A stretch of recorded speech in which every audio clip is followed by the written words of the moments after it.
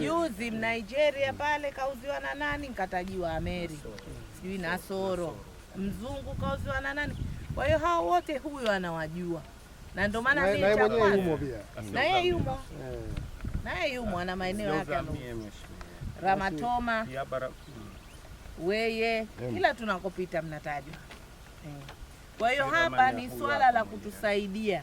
Maana huu ni mtandao, inaonekana ni mtandao. Nyinyi saidieni kusema nani na nani na nani ndio wauzaji wa maeneo haya. Tukisha tutakaa kitako hapo tuulizane, nyie mliyapata vipi? Site plan zikisema hizi, mimi nikiona hii kwa sababu sijui ndio au sio, nitasema na watu wa ardhi wamo. Juzi nilipokuja hapa nikaambiwa kuna beacon. Mimi ninaloweza kuuliza haraka nauliza vipi, hii beacon imewekwa na kamisheni ya ardhi au watasema kuna wapimaji tu kwa ardhi tumewaita, mtawataja? Sasa ndio tunalolitaka. Sawa. Kila mtu aliyeuziwa atasema, kwa sababu waliouziwa kama hawa wamekuja kulalamika kwa sababu mtu anaona pesa yangu hiyo inayoyomea, kujenga sijengi, pesa ndo nimeshatoa. Kwa hiyo walouza sasa, wewe ndo mjumbe, na ndo mimi nikakwambia utabeba dhima, tutaelekeza vinginevyo. Lakini hili ambalo limebaki tujiridhishe kama ni eneo la akiba, manake agizo langu nilolitoa juzi sheha litaendelea. Kwa maana kwenye eneo hili kwa sasa mtu yoyote hata kama alinunua miaka 10, manake anataka kulitumia, apite kwako, utoe barua ende kamisheni, ili kamisheni ijiridhishe kwanza kaingia kwenye hiyo akiba au hakuingia. Vinginevyo kusifanywe chochote.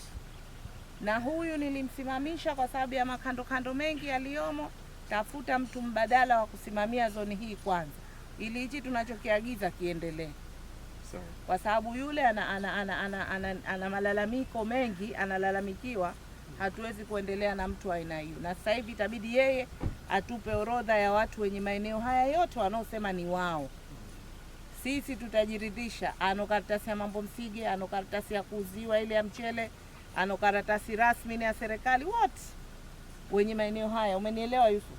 Tunataka hiyo orodha isizidi leo Jumanne, ikifika Ijumaa iwe ushamkabidhi sheha yote. Sheha unaiandikia barua kwa mkuu wa mkoa, nakala mkuu wa wilaya, katibu mtendaji kamisheni ya ardhi.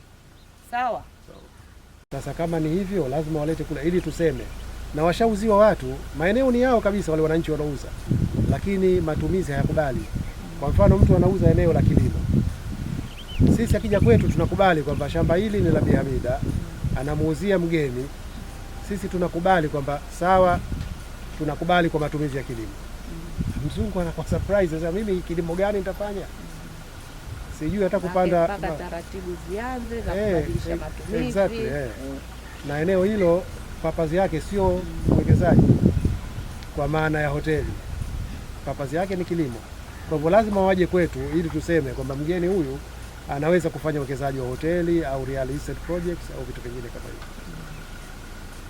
Sasa bwana sheha, hiyo ndio taratibu yetu sasa hivi. Wakija kwa maeneo hasa ya wageni ambao tunajua haya direct ni uwekezaji, hayo lazima kwanza waombe ushauri kamisheni ya ardhi kwa maandishi, na sisi tutajibu kwamba hapa sawa, endelea na taratibu, hapa panaweza kuwekezwa hoteli.